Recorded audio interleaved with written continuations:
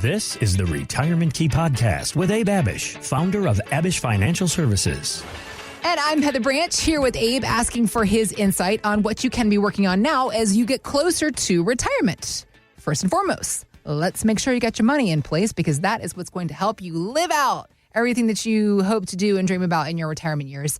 TheRetirementKey.com is where you can start the conversation with Abe and his team at Abish Financial Services. We also have links posted in the show notes, or again, it's TheRetirementKey.com. All right. So, Abe, everybody's wondering about these. Well, first of all, the fact that we're finally getting the Fed cutting interest rates the way that they were supposed to have started doing back in January. In March, I think. Yeah. Right. Yeah. It was early this year. Interesting how they come right around election time, too. What? Makes you pause and go, No, nothing ever. There's never an agenda. 2 months before There's never agenda. election day, and we see a rate cut. Yeah. And gas prices starting to come down, unemployment numbers starting to get better right around election. Interesting. Listen, Interesting how that all happens. I'm not here to fuel any fires. Just want to talk about.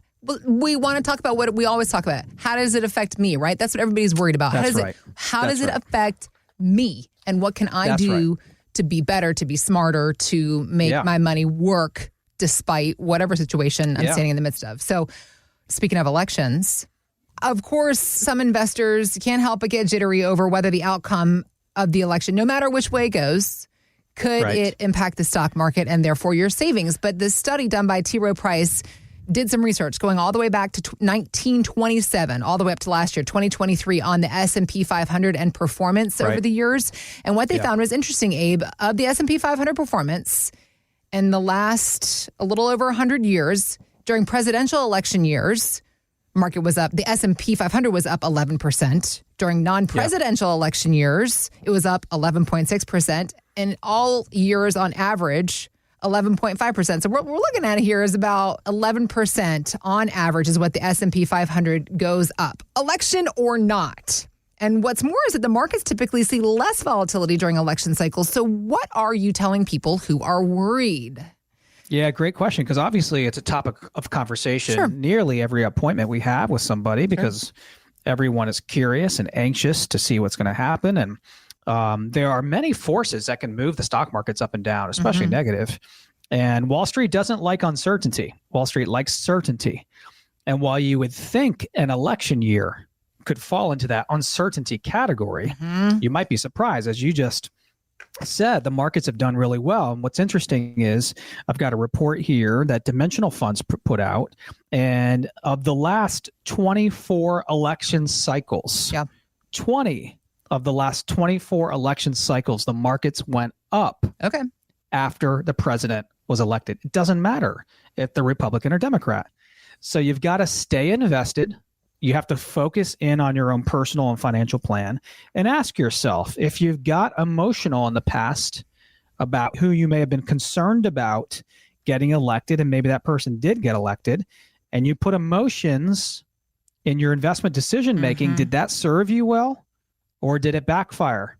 And so when you invest and put together a retirement plan, Heather, you really want to remove emotion as much as possible, even though that's really hard to do. There's a lot of stuff going on right now, a lot of things that you might think will impact your retirement, but focus in on your own personal and financial plan and control what you can. Right. Because there's so much that's out of your control. Right.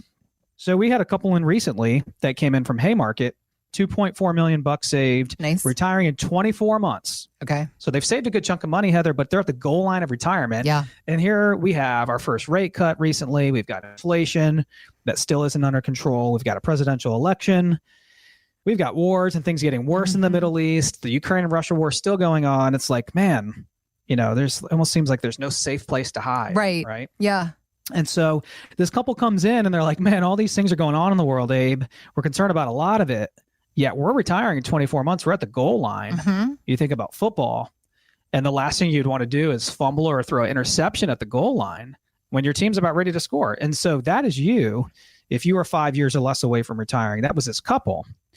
Retiring in 2 years, nothing protecting their life savings from a downturn because they're still invested as if they were 50 years old, Heather. Nothing in the plan to generate income on top of their Social Security.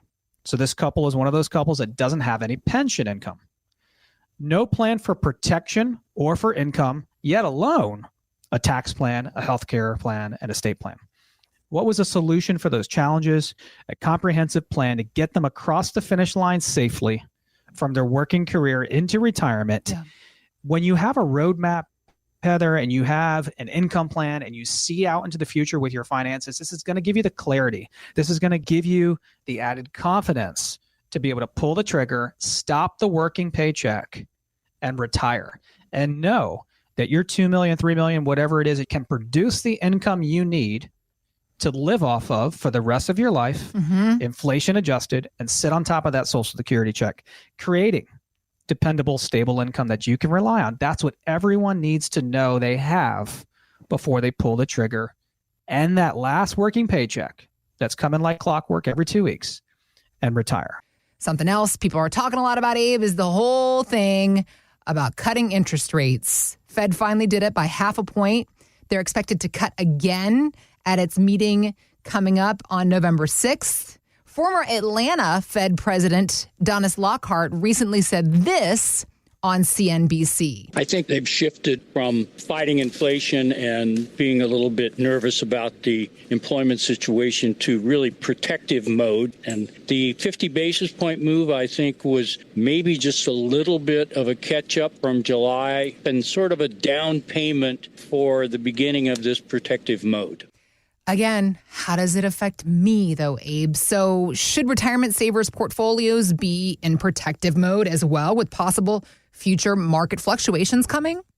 Absolutely. Absolutely. Especially if you're really close to retiring, Heather, or already in retirement. Okay. And so when interest rates rose, that presented a unique opportunity that we hadn't seen in the last 40 years. I mean, the ability to make 4.5, 5, over 5% on treasuries, on CDs, on money markets, on fixed rate annuities and things like that. Now all these rates are coming down. Okay. So where is that going to present opportunity? Potentially in the stock market. I mean, if we get back down to rates on CDs and treasuries and money markets that are in the 2s and 3s, a lot of people aren't going to keep as much money there. And a lot of people are going to be saying, where do I put my money, Abe? 2 to 3% is barely keeping up with inflation, if that. Where are people going to go? Well, if they do what they did between 2008 and the top of 2022, they're going to flood the stock market. What is that going to do? It's probably going to drive up the stock market temporarily. But we've already hit stock market highs over 40 times in 2024. Right. Your money and your values and what you save for retirement, Heather, and anyone listening right now is probably higher than it's ever been because the stock market's higher than it's ever been. So you have to wonder, if you're retiring soon or retired already, when is this thing going to pull back and correct? Because the average amount of time the markets goes up is 3 to 4 years, correction. 3 to 4 years up, correction. We've been on essentially a 16-year bull run since 2008, fed off the juice of the Federal Reserve, lowering interest rates and putting in trillions and trillions of dollars. The opposite happened in 2022 when we raised rates. And now we're lowering rates again. Right. So we're hoping for a soft landing. We're hoping the markets will continue to go up, but they're not going to go up forever. So we just had a couple come in, and they came in from Fairfax. $5 million. They're both attorneys working for law firms, retiring in the next 36 months. These attorneys were sold a bunch of products over their career. Life insurance, annuities, mutual funds, ETFs, some variable products. Working with another advisor for quite a while in phase one.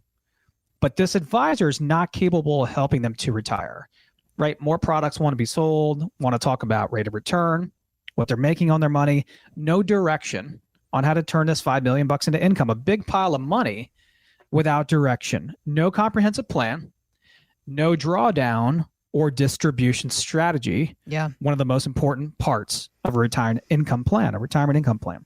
So the solution for them was a comprehensive plan with a focus on distributions. I would say this is middle America's weakness.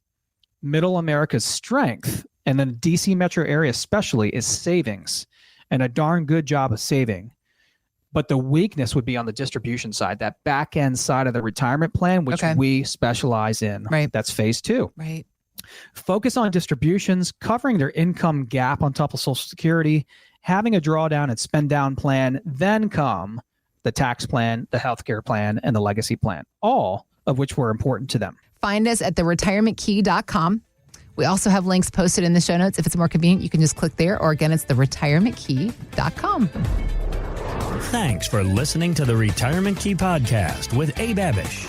To learn more about Abish Financial Services, visit retirementkeyradio.com and join Abe for his radio show, The Retirement Key, Saturdays at 8 a.m. and 2 p.m. and Sundays at 8 a.m., 2 p.m., and 5 p.m. Investment advisory services offered through Abish Financial Wealth Management, LLC, number 310633, a registered investment advisor firm. Financial professionals are not licensed in all 50 states. To find out if Abraham Abish is licensed in your state, please call 571-577-9968. Abish Financial Services is not affiliated with nor endorsed by the Social Security Administration or any other government agency and does not provide legal or tax advice. Annuity guarantees rely solely on the financial strength and claims-paying ability of the issuing insurance company. By contacting us, you may be provided with information about insurance and annuity products offered through Abish Financial Services, Inc., Virginia Insurance License number 127820.